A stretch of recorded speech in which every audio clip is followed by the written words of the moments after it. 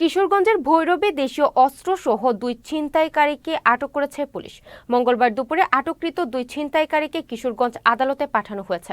Railway police জানায়, মঙ্গলবার রাতে ভৈরব রেলওয়ে স্টেশনের প্ল্যাটফর্মে ডিউটির সময় গোপন সংবাদের ভিত্তিতে ভৈরব বাজার জংশন থেকে এসআই আফজাল হোসেন ও এসআই মুরাদ হোসেনের নেতৃত্বে তাদের আটক করা হয়।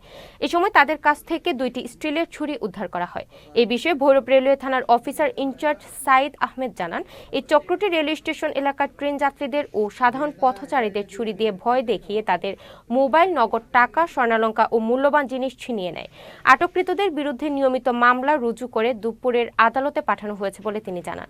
আমরা গোপন সংবাদের ভিত্তিতে জানতে পারি দস্যুতা করার জন্য কয়েকজন আসামি একত্রিত হয়ে অস্ত্রশস্ত্র সহ একত্রিত হওয়ার অবস্থায় আছে। এই সংবাদের ভিত্তিতে আমরা দ্রুত পিএফ পার্টি সহ আমাদের সাব ইন্সপেক্টর আফজাল এর নেতৃত্বে অভিযান পরিচালনা করি। অভিযানে আমরা 2 জন আসামিকে গ্রেপ্তার করতে সক্ষম হই এবং তাদের কাছে ছিনতাইয়ের প্রস্তুতির জন্য ব্যবহৃত চাকু সহ আমরা তাদেরকে গ্রেপ্তার করতে সক্ষম হই।